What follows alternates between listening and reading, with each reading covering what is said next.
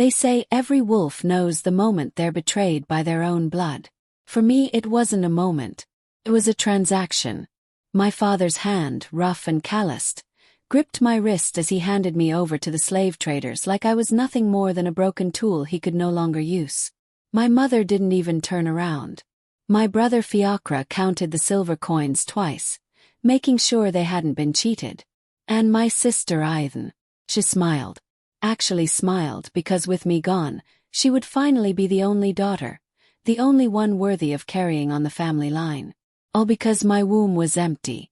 All because I couldn't give them the one thing they valued more than my life, an heir. But here's what they didn't know, what no one knew. I wasn't barren. I was sealed. And the day the Alpha King's eyes met mine in that slave market, everything they thought they knew about power, about worth, about me, shattered. My name is Ailbhe, and this is the story of how I went from being sold as worthless to becoming the most powerful Luna the realm had ever seen. Growing up in the Northern Territories wasn't easy for anyone, but it was especially brutal if you were born a woman in a family like mine. The clan Mac Cathmail had a reputation to uphold. Strong bloodlines, fierce warriors, and most importantly, fertile women who could produce the next generation of wolves. My mother Murianne had given birth to 5 children, though only 4 of us survived past infancy. Fiacre was the eldest, the golden son who could do no wrong. Then came my older sister Ailbhe, beautiful and cruel in equal measure. I was born 3rd, and my younger brother Neil came 2 years after me.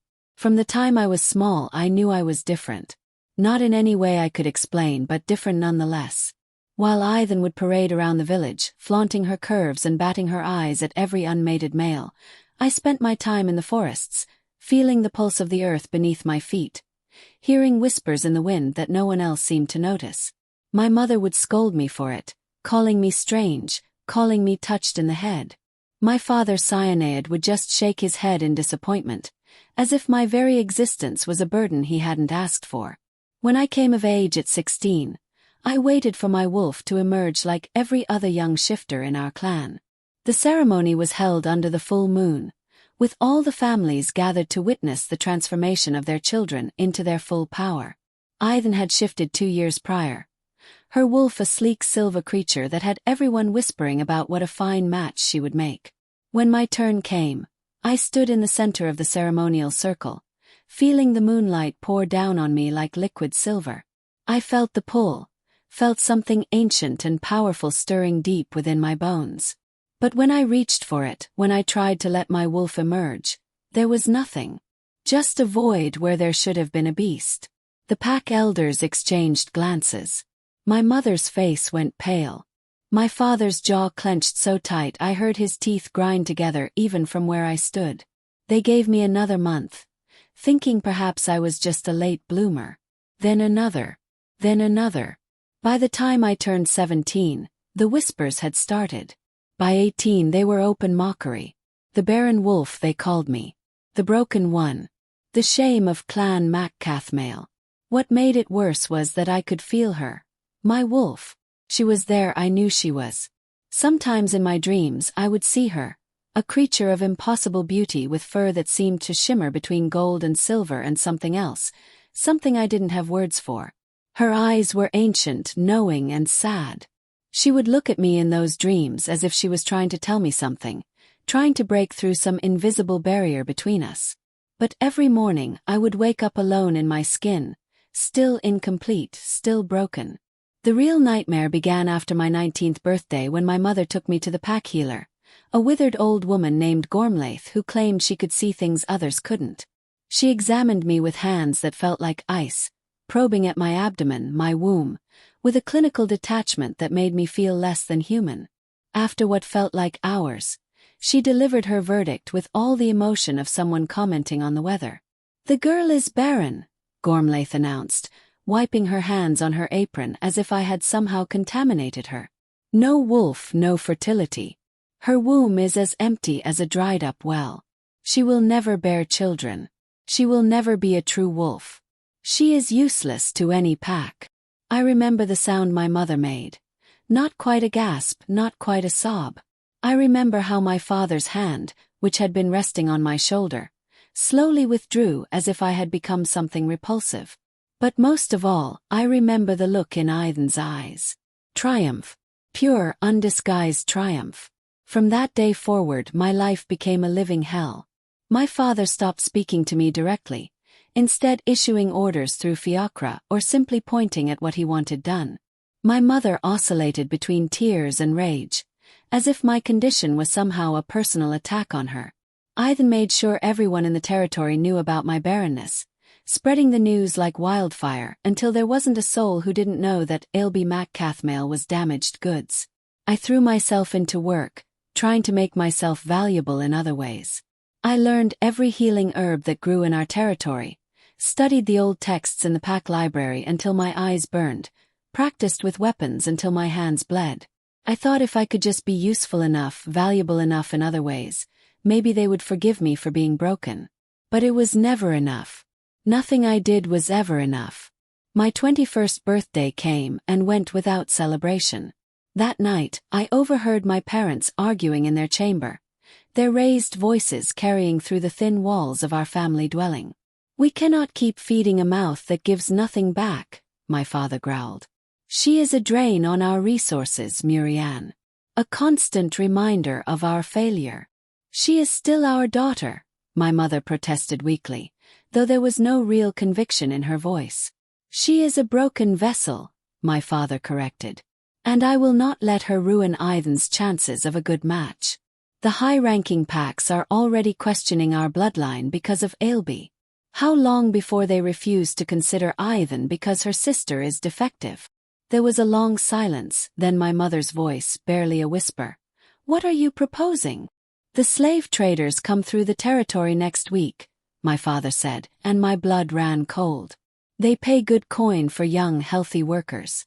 She may not be able to breed, but she is strong. She can work. And the silver they offer would make a fine dowry addition for Ailbhe." My mother didn't argue. She didn't defend me. She simply asked, "How much do you think they would pay?" I didn't sleep that night. The reality of what I had heard settled over me like a heavy shroud. My own parents were planning to sell me. But where would I go? A lone wolf without a pack was as good as dead, and I didn't even have a wolf to call upon. So I stayed. And I waited. And I hoped against all logic that I had somehow misheard. I was wrong. The slave traders arrived on a gray, miserable morning. They were a rough group, 3 men and a woman, all of them carrying the scent of various packs mixed together, marking them as outcasts. The lead trader was a scarred brute named Ragnall, who looked at people the way a butcher looks at meat. My father summoned me to the main hall, and the moment I walked in and saw the trader standing there, counting out silver coins on our worn wooden table, I knew. The betrayal was so complete, so absolute, that for a moment I couldn't even breathe. "No," I whispered, looking between my father and mother. "Please no." My father wouldn't meet my eyes. My mother had turned her face away. Fiacre stood in the corner, arms crossed, expression hard. And Ailbhe, gods, Ailbhe was practically glowing with satisfaction. "It is done," my father said, his voice flat. "You have been a burden long enough, Ailbhe. At least this way you can provide some value to this family. The coin will help secure your sister's future." "I am your daughter," I said, and I hated how my voice broke. "Your blood. How can you do this?" "You ceased being my daughter the moment that Healer declared you barren," my father replied, and finally looked at me with eyes as cold as winter stone. "You are a dead branch on our family tree. Dead branches must be cut away before they poison the whole." Ragnall stepped forward, iron shackles dangling from his meaty hands. "Come along, girl. Make this easy on yourself." The shackles were cold and heavy, the metal biting into my wrists. They led me out of the only home I had ever known. I didn't struggle. What would be the point? As we passed through the village, people stopped to watch. Some looked away in shame. Others stared with open curiosity or satisfaction. Not a single person spoke up. Not a single person said, "This is wrong." That was when I truly understood how worthless they all believed me to be. The journey to the slave market took 3 days. We traveled in a rickety wagon that reeked of unwashed bodies and despair. At night, we were chained to trees and given just enough food and water to keep us alive. I didn't cry. I didn't rage. I simply existed in a numb state of disbelief. On the second night, the woman trader crouched down beside me. She studied my face in the firelight, then spoke in a low voice. "You are not like the others," she said. "There is something about you, girl. Something hidden. Something powerful. The Alpha King will be at the market tomorrow. First time in a decade he has personally come to inspect the stock. Interesting timing, no?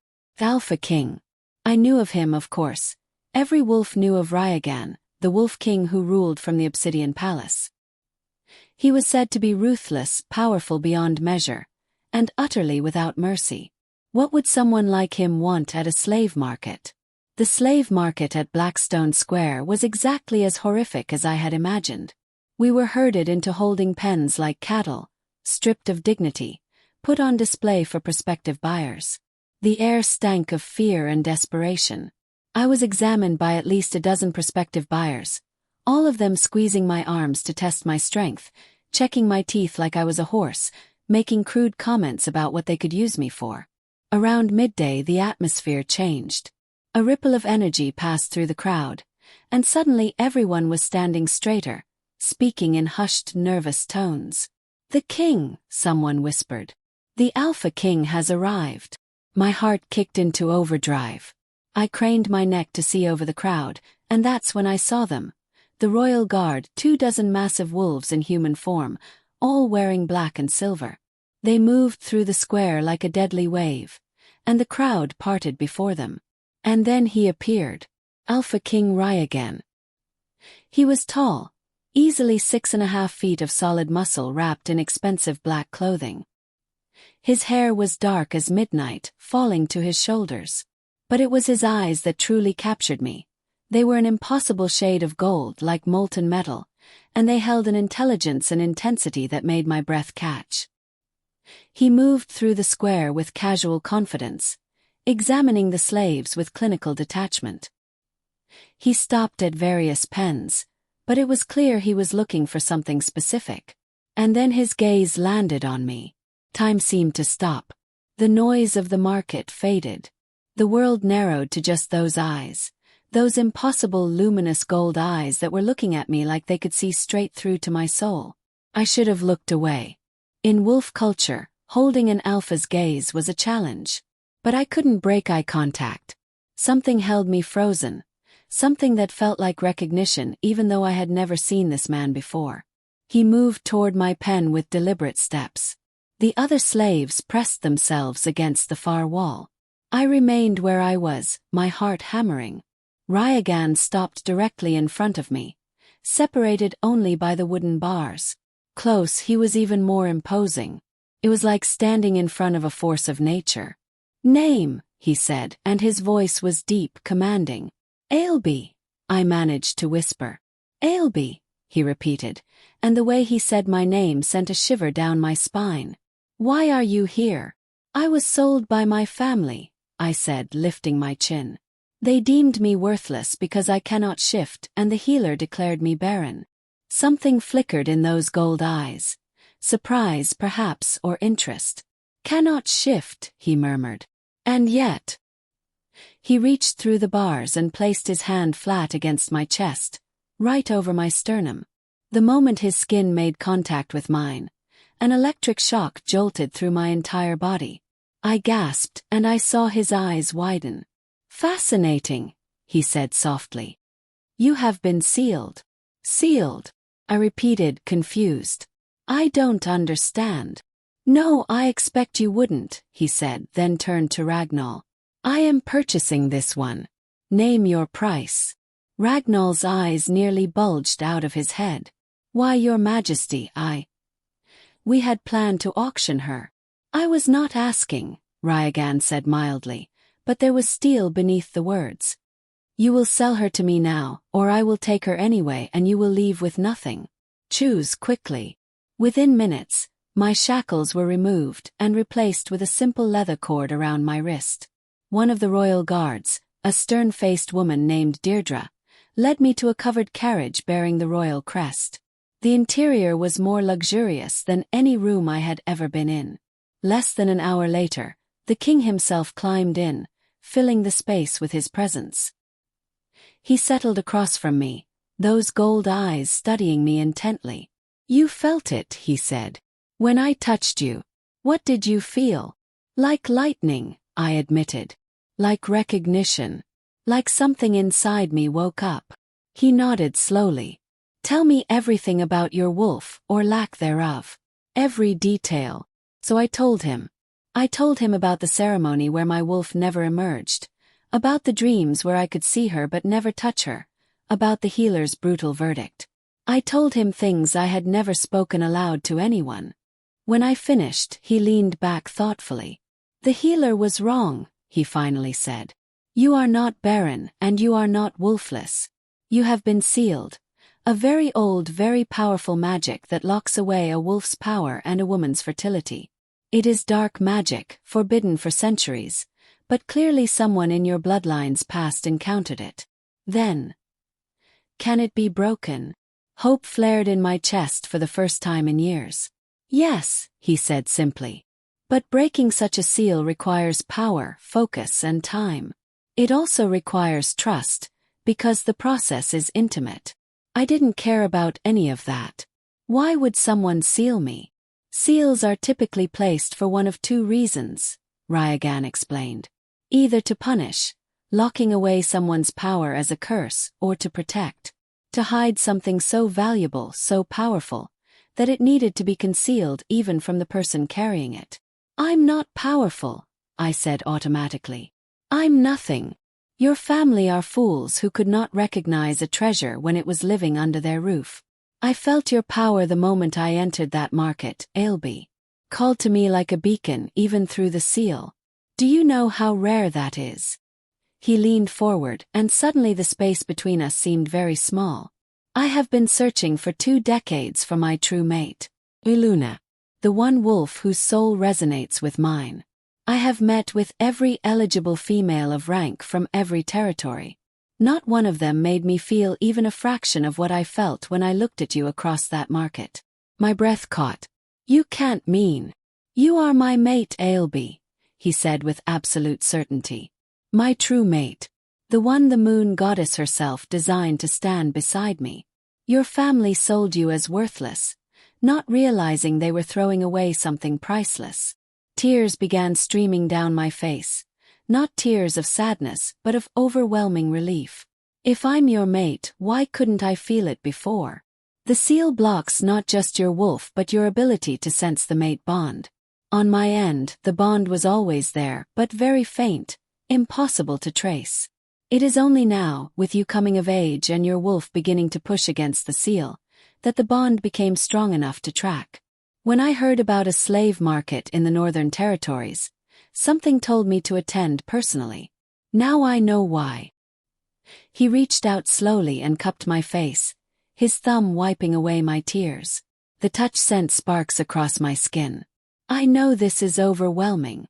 And I know you have no reason to trust me yet. But I swear to you on my honor as Alpha King, I will break this seal. I will free your wolf. And when I do, when you can finally feel the full strength of our bond, I will ask you properly if you will stand beside me as my Luna.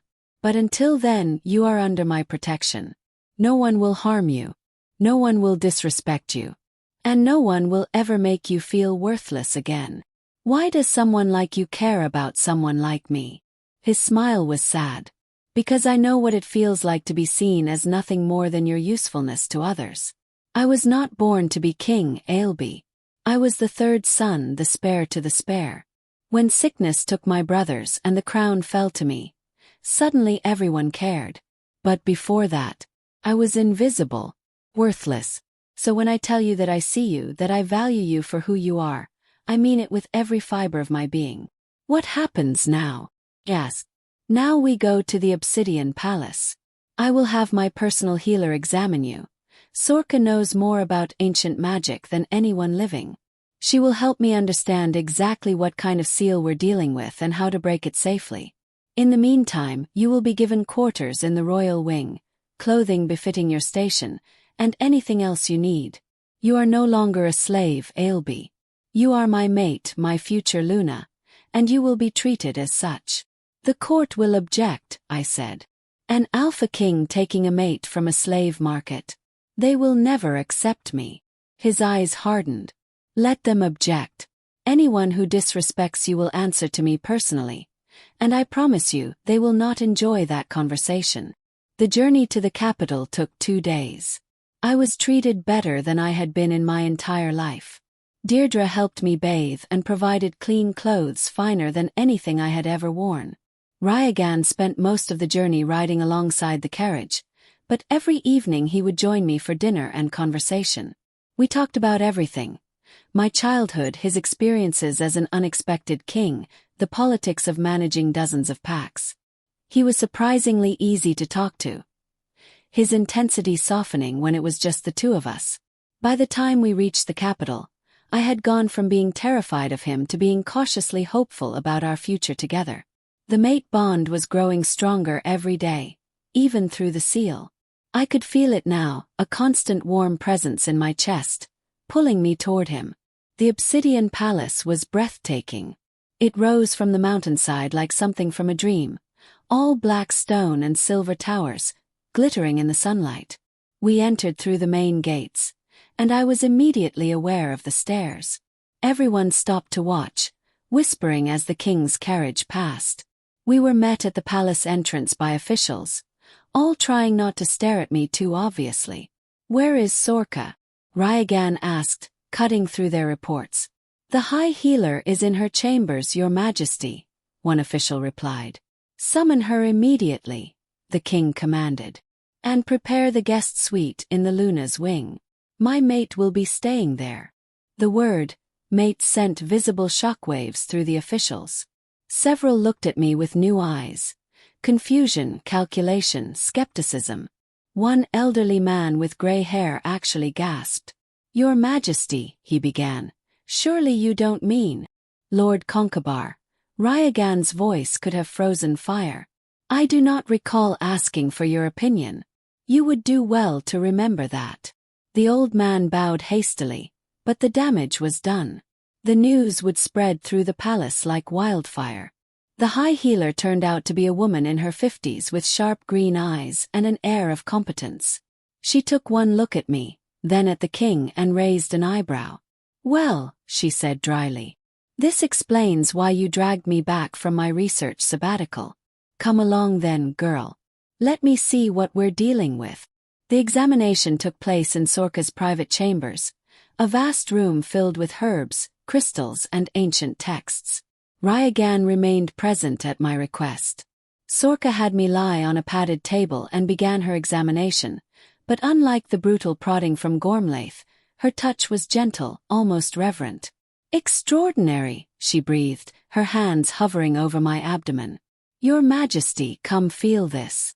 Ryagan moved beside her, and Sorka guided his hand to rest just below my ribcage.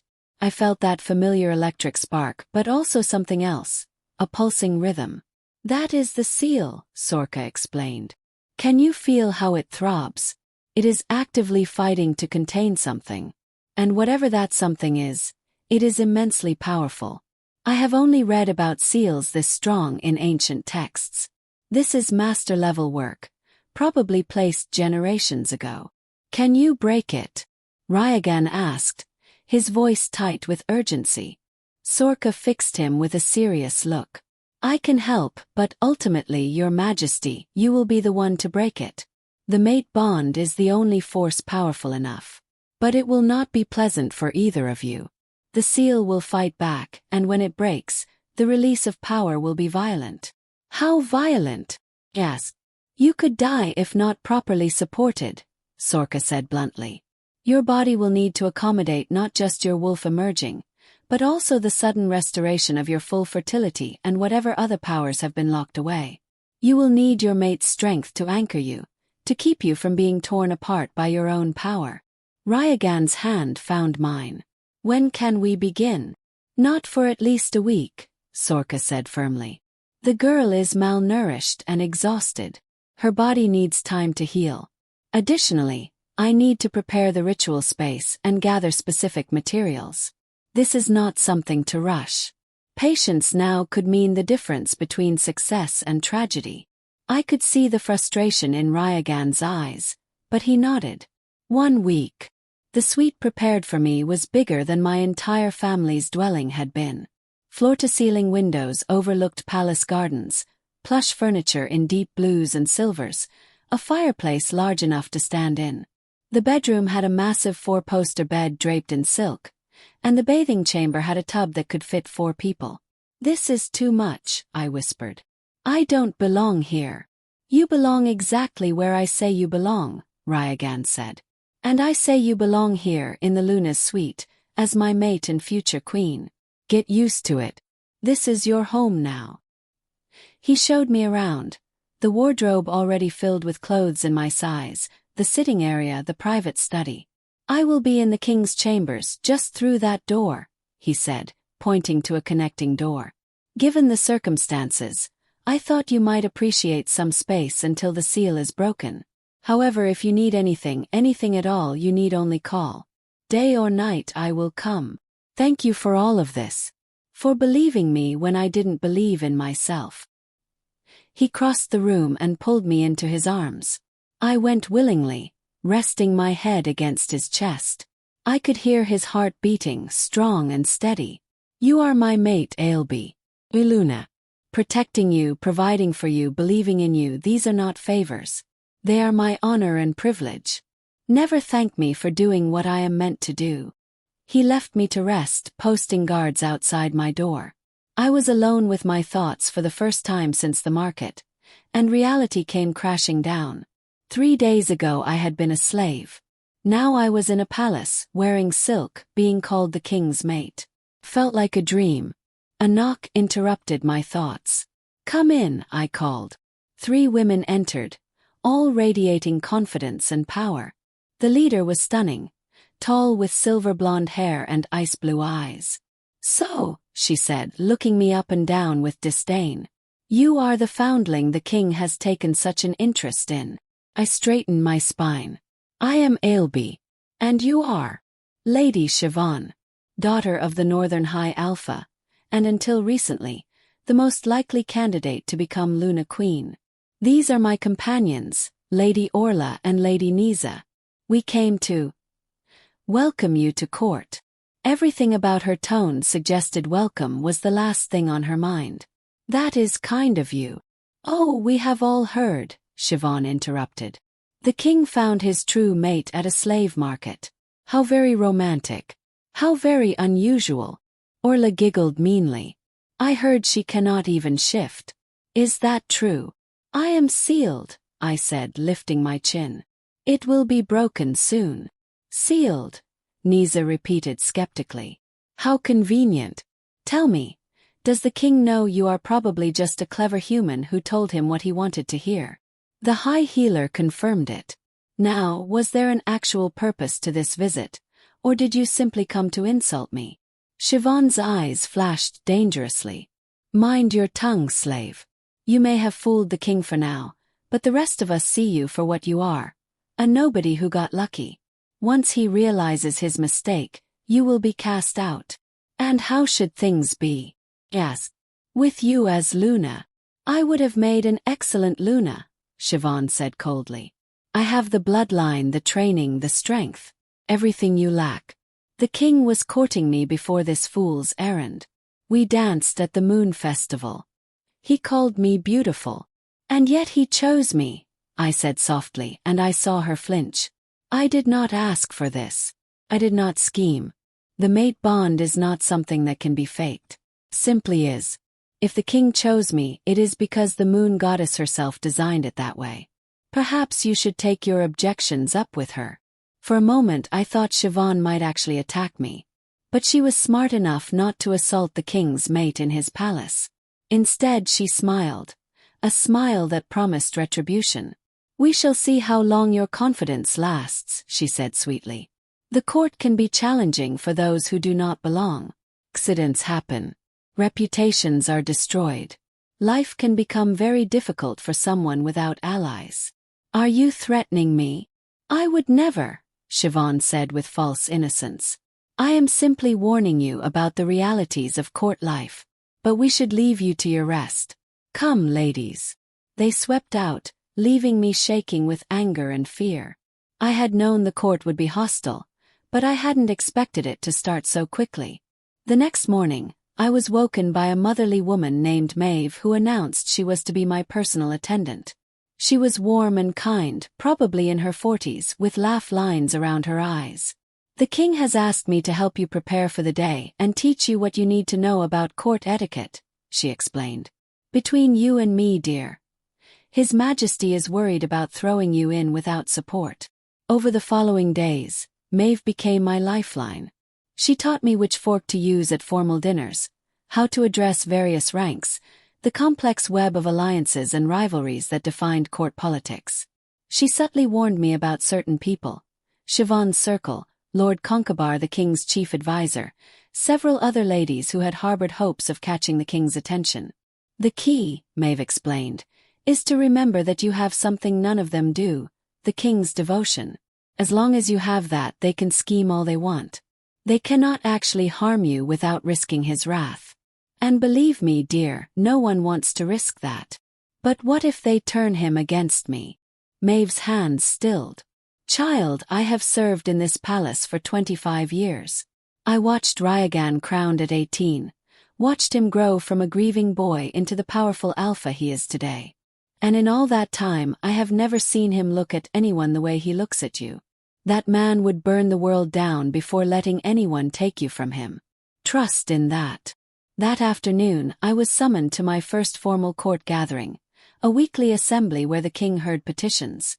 Maeve dressed me carefully in royal blue silk with silver embroidery, styled my hair, and gave me a final encouraging squeeze. The throne room was massive, with vaulted ceilings and walls lined with pack banners. 2 thrones sat on a raised dais, one clearly the king's, and beside it a smaller throne that had sat empty for years. The Luna's throne. The room was full of nobles, all turning to stare as I entered, escorted by Deirdre. I held my head high and walked the seemingly endless length to the dais where Ryagan waited. He stood when he saw me, a gesture of respect that sent murmurs through the crowd. When I reached him, he took my hand and brought it to his lips, his gold eyes warm with approval. You look beautiful, he murmured, then louder, addressing the court. As you all know, I have found my true mate. Lady Ailbhe will stand beside me as your future Luna Queen. You will show her the same respect you show me, or you will answer to me personally. Is that understood? A chorus of "Yes, Your Majesty" echoed through the chamber, though I could hear reluctance in many voices. Ryagan guided me to the Luna's throne, and I sat, feeling the weight of hundreds of eyes. This was real. I was sitting on the Luna's throne, being presented as the Ailbhe King's chosen mate. The petitions began. Ryagan handled each matter with efficiency and fairness, and I found myself admiring not just his power but his intelligence, the way he could see through manipulation and get to the heart of each issue. Halfway through, Lord Concobar rose to speak. Your Majesty, with respect, many noble families have expressed concerns regarding Lady Ailbhe's suitability as Luna. The temperature in the room seemed to drop. Ryagan's expression remained neutral, but I could feel dangerous energy rolling off him. Concerns, he repeated flatly. Do elaborate. The old man shifted uncomfortably. She has no wolf, no proven lineage, no training in leadership. The Luna Queen is the second most powerful position in the realm. Surely Your Majesty can understand why some might question whether someone of her background is prepared for such responsibility. What I understand, Ryagan said, his voice deadly quiet, is that you are questioning my judgment. You are suggesting that I, the Ailbhe King, am incapable of recognizing my own true mate. You are implying that the moon goddess herself made an error. Is that truly the argument you wish to make? I merely speak for those too afraid to voice their doubts. If you cannot support my mate, then perhaps you are no longer fit to serve as my chief advisor. Would you like to test that theory further? Concobar sat down abruptly, his face pale. But the challenge had been issued publicly, and now everyone was watching to see how I would respond. I stood, my heart pounding, and felt Ryagan tense beside me.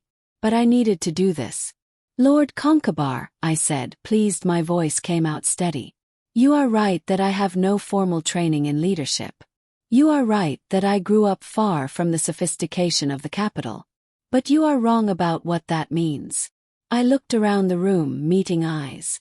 "I know what it is like to be powerless. To be dismissed and treated as worthless. I know the fear of not knowing where your next meal will come from. Most of you have never experienced that. You were born to privilege and assume that makes you superior. But I say my experiences have given me something more valuable than any formal education: empathy, understanding, the ability to see beyond titles and ranks to the actual people who make up this realm. When I am Luna, I will remember what it is like to have nothing. I will remember what it is like to be judged unfairly. And I will use that knowledge to serve not just the powerful, but all wolves, regardless of their station." I sat back down, my hands shaking slightly. The throne room was completely silent. Then, from somewhere in the back, someone began to clap. Then another. Then another. Not everyone joined in. Siobhan and her circle remained stony-faced, as did some older nobles. But enough people applauded that it felt like a victory. Ryagan's hand found mine, squeezing tight. When I glanced at him, his eyes were blazing with pride and something else that made my breath catch. The mate bond pulsed between us, stronger than ever, even through the seal. When the session ended and we retreated to his private study, Ryagan pulled me into his arms and kissed my forehead. "That was incredible," he murmured against my hair. "You were incredible. You showed them you are not just my mate, but a leader in your own right." "I was terrified," I admitted, allowing myself to sag against him. "Courage is not the absence of fear," he said. "It is acting despite it. And you, my fierce little mate, are the bravest person I have ever met." The following days fell into a pattern. Mornings with Maeve, learning and preparing. Afternoons with court functions or meetings with nobles wanting to assess the new Luna. Evenings belonged to Ryagan and me, sharing meals and conversation, slowly building something deeper than just the mate bond. Actual friendship, genuine affection. The seal's presence was a constant ache.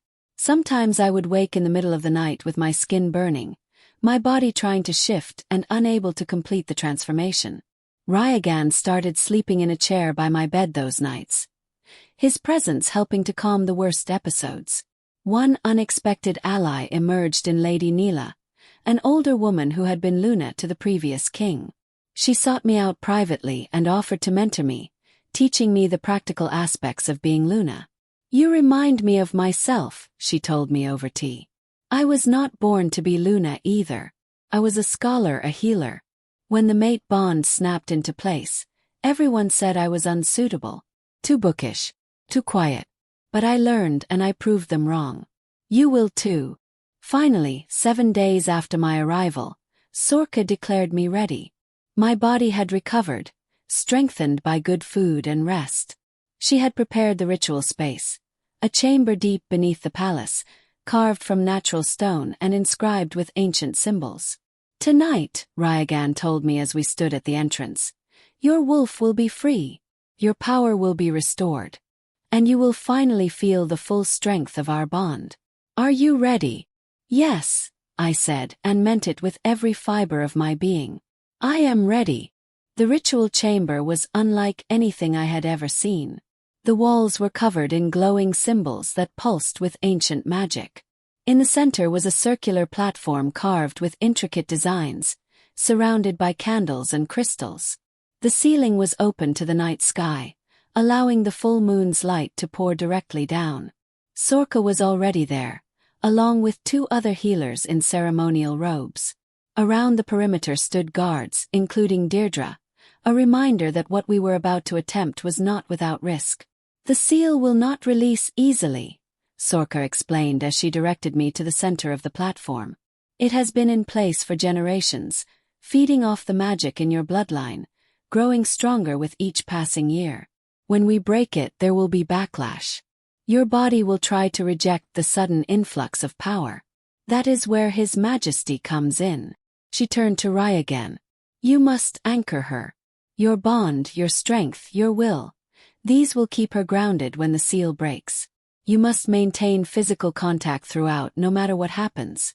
If you release her, she could be torn apart by her own magic.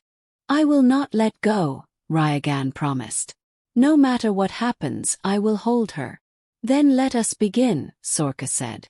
She instructed me to remove my outer clothing, leaving me in just a thin shift. Ryagan stepped onto the platform with me, his hands coming to rest on my shoulders, warm and solid and reassuring. The moment he touched me, I felt the mate bond flare to life, stronger than ever. The other healers began to chant in an ancient language I didn't recognize, their voices rising and falling in haunting harmonies.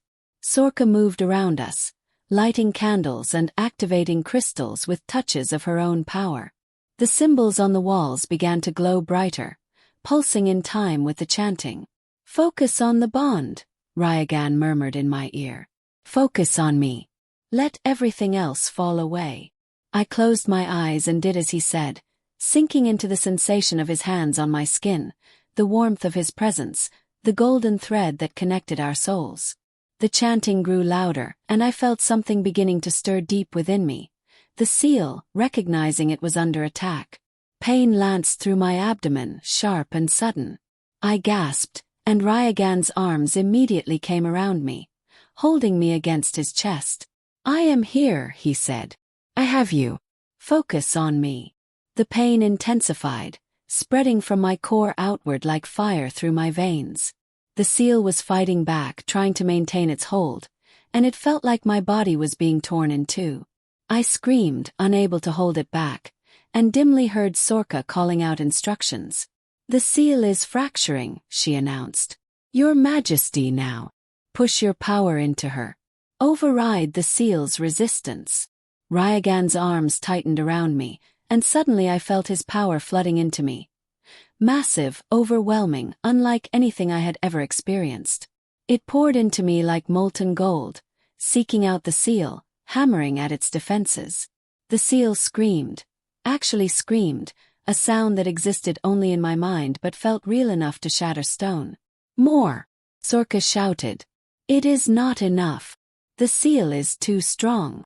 I could feel Ryagan drawing on deeper reserves of power, giving me everything he had. The mate bond between us blazed like a star, so bright and hot it should have burned us both to ash. And finally I felt something crack. The seal split down the middle with a sound like breaking glass, and suddenly power came flooding out. Not a trickle, not a stream, but a tsunami of raw magical energy that had been compressed and contained for over 2 decades. It exploded outward from my core, and I heard myself screaming again, but this time it was not just pain. It was release. It was freedom. It was power. My wolf surged forward, no longer trapped behind an invisible barrier. She was massive and furious and gloriously free, howling her rage at the years of imprisonment. I felt bones breaking and reforming, felt my body stretching and changing, felt fur erupting from my skin. The transformation that should have happened years ago was finally, violently occurring. But it wasn't stopping. The power kept coming, more and more of it, threatening to tear me apart from the inside. I was going to die. There was too much of it, too much magic. Ailbhe! Ryagan's voice cut through the chaos. Look at me. Look at me. I forced my eyes open, though my vision was swimming with golden light. He was still there, still holding me, though I realized I was partially transformed, neither fully human nor fully wolf but caught somewhere in between. His eyes were blazing gold, and I could see his own wolf just beneath the surface. You are not alone, he said, and his voice resonated with alpha command. I am with you. Your wolf is not separate from you. She is you. Accept her. Accept the power. Accept all of it. It is yours. It was always yours. Claim it. Something in his words penetrated the panic. My wolf was not an enemy. The power was not trying to destroy me. It was trying to come home. I stopped fighting it, stopped trying to control it, and simply opened myself up and accepted. The shift completed in a rush of sensation, and suddenly I was standing on 4 paws instead of 2 feet, seeing the world through different eyes, scenting things I had never noticed before. I was alive in a way I had never been, every sense heightened, every nerve singing. I threw back my head and howled, pure and joyous, announcing my freedom to the moon above. The other wolves in the chamber immediately dropped into submission, recognizing the power in that howl. Even Ryagan's guards, all experienced warriors, bared their throats in automatic response. Because my wolf was not just any wolf. She was massive, easily twice the size of a normal she-wolf. And her fur, gods, her fur was impossible. It shimmered and shifted colors, flowing from gold to silver to bronze to something that looked like starlight itself, never settling on a single shade. Sorka gasped. "A celestial wolf," she breathed. "Sweet moon goddess, she is a celestial wolf." I thought they were extinct. But I barely heard her. I was too busy reveling in my newfound form, in the strength and speed and power that was finally mine. I spun around, and my eyes landed on Ryagan, who was watching me with an expression of absolute awe. He shifted then, his own transformation smooth and practiced. His wolf was exactly what I expected. Huge, powerful, with midnight black fur and those same stunning gold eyes. An alpha in every sense. He approached slowly, giving me space to adjust, and when he was close enough, he touched his nose to mine. The mate bond exploded between us. Everything I had felt before was a pale shadow of what I felt now. The bond was not just a connection, it was a fusion, a merging, a completion. I could feel his emotions as clearly as my own. His pride, his joy, his overwhelming love. And underneath it all, a burning desire, a need to claim me properly, to complete the mating in all ways. I felt the same need rising in me, my newly freed wolf recognizing her mate and demanding we cement our bond. But Sorka's voice interrupted, breaking through the haze of sensation. "Your Majesty, we need to complete the ritual.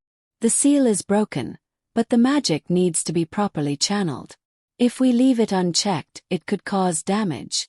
Reluctantly, Ryagan shifted back to human form, and after a moment's concentration, I managed to do the same. It was harder than I expected. My wolf was so excited to be free that she didn't want to retreat, but eventually I stood on 2 legs again, naked and shaking and absolutely exhilarated. Someone handed me a robe, which I wrapped around myself gratefully. Ryagan was already dressed and at my side, his arm around my waist, steadying me. "How do you feel?" he asked softly. "Like I have been sleeping my entire life and just woke up," I said, wonder in my voice. "Like I can finally breathe. Like I am finally whole." He kissed my temple. "You are magnificent. I knew you would be, but seeing it.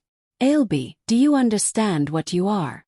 "Sorka said something about a celestial wolf," I replied, looking to the healer. Sorka approached, her expression grave but excited. Celestial wolves were the original royal bloodline. The first wolves, blessed directly by the moon goddess herself. They were said to have powers beyond normal shifters, the ability to heal with touch, to see the future, to command other wolves with just their will. "But if they are extinct, how can I be one?" Gasped, confused. "Your bloodline must have carried the gene recessively," Sorka theorized. "Perhaps one of your ancestors was celestial, and the trait has been dormant for generations. And when it did manifest, when you were born, someone recognized what you were and sealed you, probably to protect you. Celestial wolves were hunted because other packs feared they would claim dominance. A celestial wolf could theoretically command any pack, regardless of alpha status. The implications were staggering. My family hadn't just sold away a barren daughter. They had sold away a treasure, a piece of living legend, because they were too ignorant to recognize what I was. "The seal makes sense now," Ryagan said. "If you had manifested your true nature as a child, you would have been killed. Your parents probably never even knew what they had. The seal kept you hidden, kept you safe until you were strong enough to survive the revelation. Or until I found my mate, I added. Sorka said only the mate bond was strong enough to break the seal. Maybe that was the plan all along. Keep me hidden until I found the one person who could unlock my potential without destroying me in the process. A long game spanning generations, Sorka mused. It would require incredible foresight. But yes, that could be exactly what happened. Your ancestor created a failsafe, ensuring that when a celestial wolf was finally born again, they would remain hidden until they found their true mate, someone powerful enough to protect them. Me, Ryagan said quietly, and there was wonder in his voice. The moon goddess led me to you. Not by chance. Not by accident. This was always meant to be. I felt tears streaming down my face, but they were tears of joy, of relief, of overwhelming gratitude. Everything I had suffered, every moment of pain and humiliation, it had all led to this moment. To this revelation. To him. Sorka stepped forward with a small silver knife. The final step. To properly seal the magic and complete the mate bond, you must exchange blood vows. It is an ancient ritual, but necessary given the magnitude of power we are dealing with. She made a small cut on Ryagan's palm, then on mine. He pressed our palms together, and the moment our blood mingled, I felt the bond lock into place with an almost audible click. Power surged between us, and I gasped at the intensity. I could feel him inside me now, not physically but spiritually. His emotions, his thoughts, his very essence intertwined with mine. I, Ryagan, Alpha King of all wolves, claim you, Ailbhe, as my true mate, my Luna, my queen, he said, his voice ringing with ceremonial weight. From this moment until our last breath, we are one. Your joy is my joy. Your pain is my pain. Your power is my power and mine is yours. By blood and by bond, I pledge myself to you. I could feel the words he needed me to say rising in my mind, ancient and powerful. I, Ailbhe, celestial wolf, accept you, Ryagan, as my true mate, my alpha, my king. From this moment until our last breath, we are one. I will stand beside you, support you, challenge you, and love you. By blood and by bond, I pledge myself to you. The ritual chamber erupted in golden light, and for a moment I could swear I saw her, the moon goddess herself, smiling down at us with approval. Then the light faded, and we were just two people standing together, bound by something deeper and more powerful than any magic. The healers bowed deeply. It is done, Sorka announced. The seal is broken. The bond is complete. All hail Luna Queen Ailbhe. All hail, the guards echoed, dropping to one knee. I looked down at them, at these powerful warriors showing me respect, and something shifted inside me. This was real. This was my life now. I was no longer the worthless daughter who had been sold. I was Luna Queen. I was a celestial wolf. I was mated to the most powerful alpha in the realm. And I was going to make them all understand what they had tried to throw away. The next morning, the entire palace was buzzing with news. Word had spread about my transformation, about the celestial wolf that had emerged, about the completion of the mate bond. I could feel the shift in how people looked at me as Ryagan and I walked through the palace corridors hand in hand. No longer skepticism or pity, but all mixed with fear. But let them fear me a little. It would make what came next easier. We were headed to the throne room for an official announcement. Ryagan had called an emergency assembly, requiring attendance from all noble families in the capital. He wanted to make a statement, and he wanted the entire realm to hear it. I was dressed in formal lunar regalia for the first time, a gown of deepest midnight blue that seemed to shimmer with starlight, silver embroidery depicting wolves and moons along the hem and bodice. On my head sat a crown, delicate but unmistakable. Around my neck was the Luna's pendant, an ancient artifact passed down through generations, its crystal center pulsing with soft light. But it was more than just the clothing. I held myself differently now. My wolf was present just beneath my skin, lending me her confidence, her power, her certainty. I was no longer a girl pretending to belong. I was Luna Queen, and I knew it in my bones. The throne room was packed. They fell silent as we entered, and I felt hundreds of eyes on me, assessing, judging, wondering. Let them wonder. Ryagan led me to the dais, and this time when I sat on the Luna's throne, it felt right. Felt like coming home. He remained standing, commanding attention with just his presence. 10 days ago, he began, his voice carrying easily, I went to a slave market in the Northern Territories. Many of you questioned my judgment. Some suggested it was beneath my dignity to personally inspect such a place. He paused, letting his gaze sweep across the assembled nobles. I went because I felt a pull, a call I could not ignore. And there, among those who society had deemed worthless, I found her. My true mate. Your Luna Queen. He gestured to me and I stood, letting them see me in my full regalia. Many of you doubted her. Many questioned whether someone from such humble origins could possibly be worthy of standing beside your king. Last night, those doubts were answered. Ryagan smiled, and it was not a kind smile. Lady Ailbhe is not merely my mate. She is a celestial wolf, the first to be born in 3 centuries. For those who dozed through history lessons, celestial wolves were the original royal bloodline, blessed by the moon goddess herself with powers that exceed any ordinary shifter. Gasps and murmurs rippled through the crowd. Several nobles looked shocked, others skeptical. Siobhan, standing near the front, had gone pale. I invite anyone who doubts this to step forward, Ryagan said, his tone deceptively mild. My mate will be happy to demonstrate. No one moved. No one dared. No volunteers. How disappointing. Then allow me to demonstrate. Ailbhe, if you would. I understood what he was asking. I closed my eyes and reached for my wolf, and this time she came easily, eagerly. But I didn't fully shift.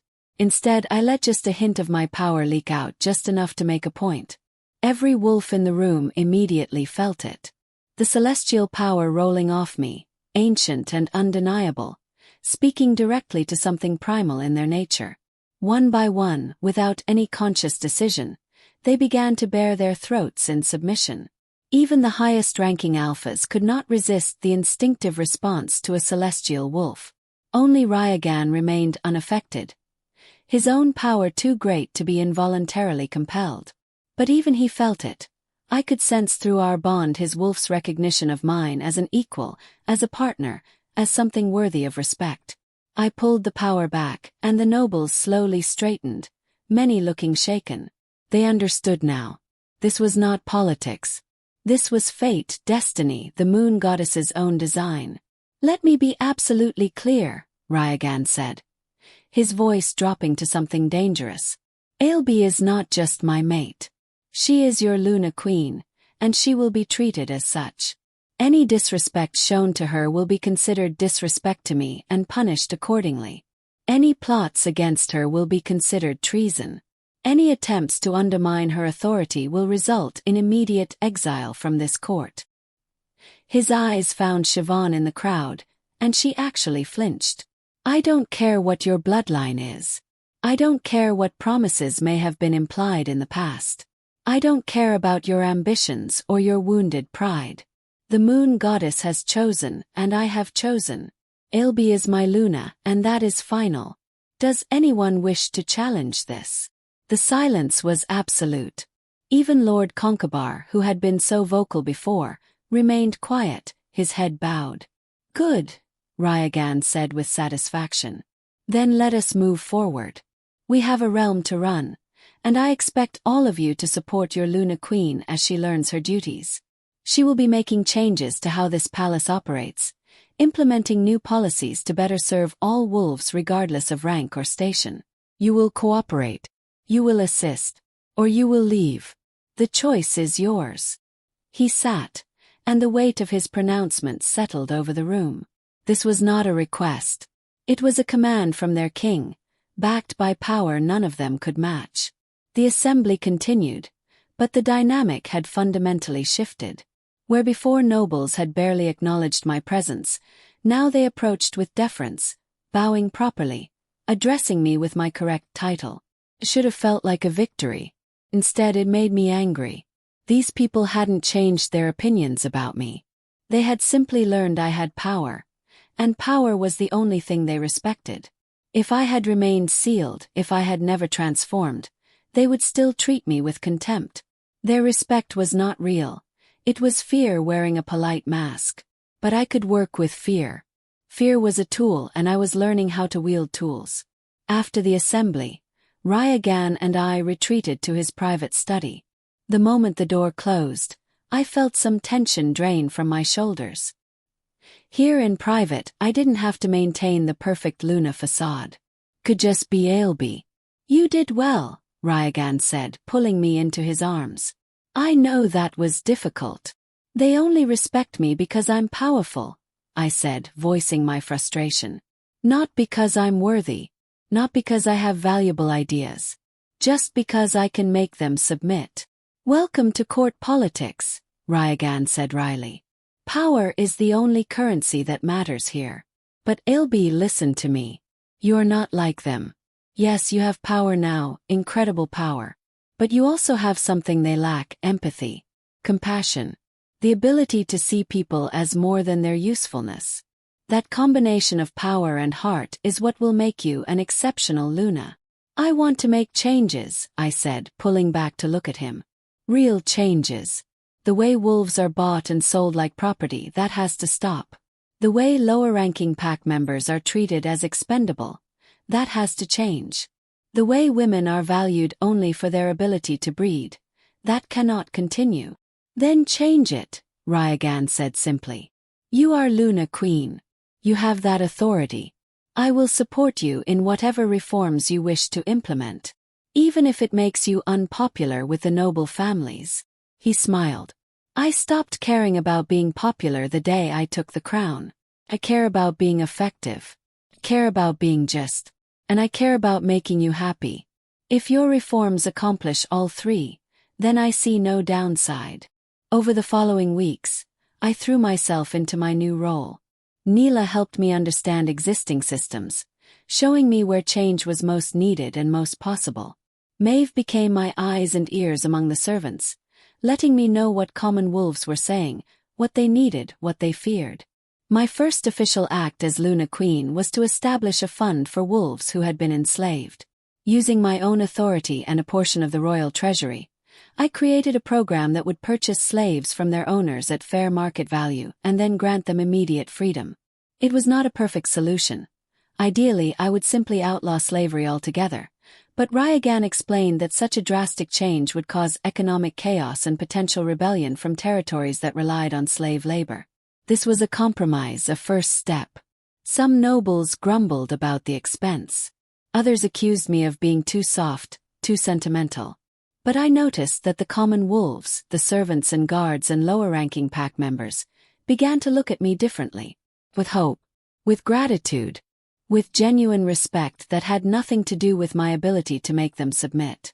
That mattered more to me than all the approval of the noble families combined. I also began holding weekly audiences where any wolf, regardless of rank, could bring their concerns directly to me. Ryagan had a similar system for official petitions, but those tended to be dominated by nobility with the resources to navigate the system. My audiences were different. I sat in the gardens rather than the throne room, I wore simple clothing rather than formal regalia, and I made it clear that all voices were welcome. The first few sessions were sparsely attended, people uncertain whether this was genuine or some kind of trap. But word spread quickly that I actually listened, that I actually tried to help. Soon I was hearing from wolves who had been wronged by their pack leaders, from families struggling to feed their children, from young wolves who had dreams but no opportunities. I couldn't solve every problem, but I tried. And when I couldn't help directly, I connected people with resources or advocates who could. Slowly, I was building something court had never had, a genuine connection between the Luna Queen and the wolves she served. Not everyone was pleased with my approach. Siobhan and her circle made several more attempts to undermine me, spreading rumors that I was making the monarchy look weak, that I was encouraging insubordination among the lower ranks, that I was wasting time on wolves who didn't matter. The confrontation finally came at a formal dinner 3 weeks after my transformation. Siobhan had drunk just enough wine to make her bold, and when I announced a new initiative to provide education for low-ranking wolves, she laughed out loud. "Education for Omega wolves," she said mockingly. "What's next, Luna Queen? Shall we teach the servants to read poetry? Why waste resources on those who will never be more than what they are?" The dining hall went silent. Everyone was watching to see how I would respond. Ryagan's hand found mine under the table, a silent offer of support, but he let me handle it. This was my battle. I set down my fork carefully and looked at Siobhan with calm eyes. "Tell me, Lady Siobhan, were you born knowing how to manage a household? How to read and write? How to navigate court politics?" She blinked, confused. "Of course not. I was taught." "Exactly," I interrupted. "You were taught. You had access to teachers, to books, to mentors. And because of that education, you developed skills that allow you to function at this level of society." Yes, but now imagine that you had been born into a family that couldn't afford teachers, that had no books, that needed you to work from age 5 just to help put food on the table. Would you still be sitting here, in your expensive gown, confident in your superiority? Or would you be serving us dinner, invisible and dismissed, your potential wasted because you never had the chance to develop it? Siobhan's mouth opened and closed, but no sound came out. "The only difference between you and an Omega serving girl," I said quietly, "is opportunity. You were lucky enough to be born into circumstances that allowed you to flourish. She was not. And you dare to suggest that we should deny her the same opportunities you enjoyed simply because of an accident of birth." I stood, and everyone at the table immediately stood with me. "I was sold as a slave, Lady Siobhan. My own family deemed me worthless and traded me for silver. By your logic, I should still be in chains because clearly those who are born to nothing should remain nothing. Yet here I stand, your Luna Queen, a celestial wolf, mated to your king. Perhaps you should consider that your ideas about who matters and who doesn't are not just cruel, but demonstrably wrong." I left the dining hall in silence, my head held high, feeling the weight of every eye. Behind me, I heard Ryagan's voice, cold and final. "Lady Siobhan, I believe you have a long journey ahead of you back to the Northern Territories. I suggest you begin preparations to leave tomorrow." She was being exiled, banished from court for disrespecting the Luna Queen. It was harsh, but it sent a clear message. I was not to be trifled with. Later that night, as Ryagan and I lay together in our shared chambers, I felt his pride radiating through our bond. "You handled that perfectly," he murmured, his fingers tracing lazy patterns on my skin. "You didn't lose your temper. You didn't use your power to make her submit. You simply dismantled her argument with logic and truth. That is real strength, Ailbhe. That is why you will be remembered as one of the greatest Lunas in our history." "I just said what I felt," I admitted, curling closer to him. "I'm tired of pretending that cruelty is natural, that inequality is inevitable, that some wolves matter more than others. It's not true, and I won't act like it is. And that," he said, kissing my forehead, "is exactly why the moon goddess chose you for me. I needed someone who would challenge the status quo, who would make me better, who would remind me that power is meant to serve, not to dominate. You are that person, Ailbhe. My perfect match. Luna. My love. My love." He had said it so easily, so naturally, and I realized I felt the same way. What had started as a mate bond, an instinctive connection, had deepened into something more. I loved him not just because fate had paired us but because of who he was. His strength, his fairness, his willingness to support my unconventional ideas, his patience as I learned, his pride in my accomplishments. "I love you too," I whispered and felt his arms tighten around me. The mate bond hummed between us, warm and golden and perfect. Whatever challenges lay ahead, and I knew there would be many, we would face them together. As partners, as equals, as mates chosen by the moon goddess herself. 2 months after my transformation, a messenger arrived from the Northern Territories. My family, former family, I corrected myself, was requesting an audience with the Luna Queen. They had heard about my transformation, about my new status, and they wanted to congratulate me on my good fortune. The audacity of it nearly took my breath away. "You don't have to see them," Ryagan said immediately. "You owe them nothing. Less than nothing. After what they did, you would be well within your rights to refuse them entry entirely." I considered it. Part of me wanted exactly that, to turn them away, to let them feel even a fraction of the rejection I had felt. But another part, the part that was growing into my role as Luna Queen, saw an opportunity. "No," I said slowly. "I'll see them. But on my terms, in the throne room, with the full court present. Let them see exactly what they threw away. Let them see what I have become despite their cruelty." Ryagan smiled, sharp and proud. "My clever Luna. Very well. I'll arrange it for tomorrow afternoon." The next day I dressed with care. Not in my fanciest regalia, but in a gown that struck the perfect balance between Luna Queen and the girl they had sold. I wanted them to see both, to recognize me while simultaneously realizing they no longer knew me at all. The throne room was packed, nobles whispering excitedly about the drama about to unfold. Everyone knew my story by now. It had become one of the most popular tales in court. The rejected daughter who became Luna Queen. The slave who was actually a celestial wolf. The barren girl who was never barren at all. I sat on my throne beside Ryagan, our hands clasped, presenting a unified front. When the doors opened and my family was announced, a hush fell over the room. They looked smaller than I remembered. My father Cyanide, once so imposing, now seemed like just an old man. His eyes wide as he took in the grandeur of the throne room. My mother Mirian's face was pale, her hands trembling. Fiacre kept his gaze fixed on the floor. His shoulders hunched. And Ailbhe, beautiful, cruel Ailbhe, looked like she might be sick.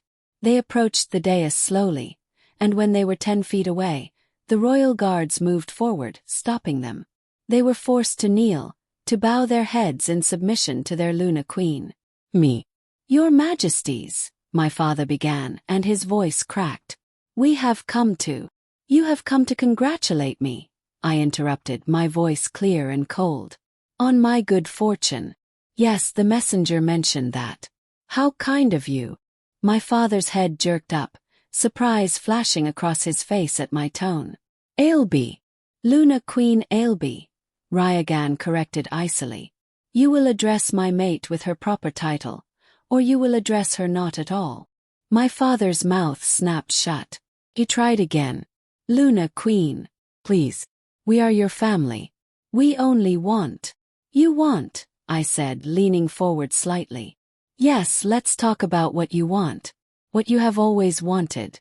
You wanted a perfect daughter who would bring honor to your clan. You wanted strong bloodlines and advantageous matches. You wanted heirs to carry on your name. And when I failed to provide those things, when I couldn't shift and the healer declared me barren, you decided I was worthless. Do I have that right?" Silence. My mother had started crying, but I felt no sympathy. "Not anymore." "So you sold me," I continued, my voice steady despite the rage simmering beneath. "You sold your own daughter to slave traders. For silver. For coin that you used to improve Ailbhe's dowry. You took me to that market, put me in chains, and handed me over to people who saw me as property. You didn't even say goodbye. We thought we were giving you a chance at a better life." My mother burst out desperately. "We thought you would at least be useful somewhere." "You thought," I said, and my power leaked out just enough to make them all flinch, "that I was worth more as a slave than as your daughter. That is what you thought, Mirian. Don't dress it up as mercy or good intentions. You were ashamed of me, and you wanted me gone." My father tried a different approach. "We didn't know about the seal.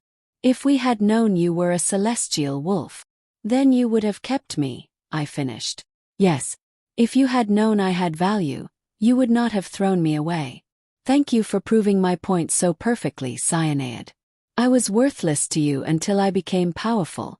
My actual worth as a person, as your child, never factored into your calculations at all." Ailbhe finally spoke up, and her voice was smaller than I had ever heard it. Sister, please. We made a mistake. We're sorry. We want to make amends. We're still family. No, I said flatly, and the word echoed in the silent throne room. We are not family. Family does not sell each other.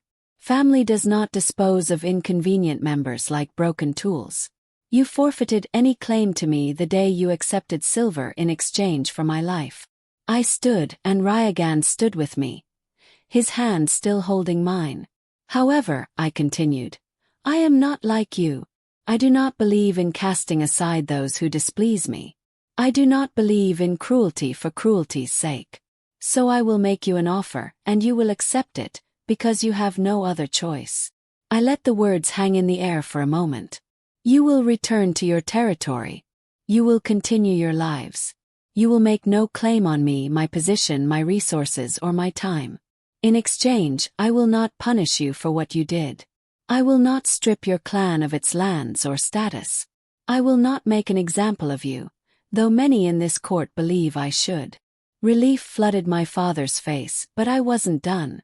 However, I said, and the relief died, you will also use your position to implement the reforms I am making throughout the realm. You will end any slave trading in your territory.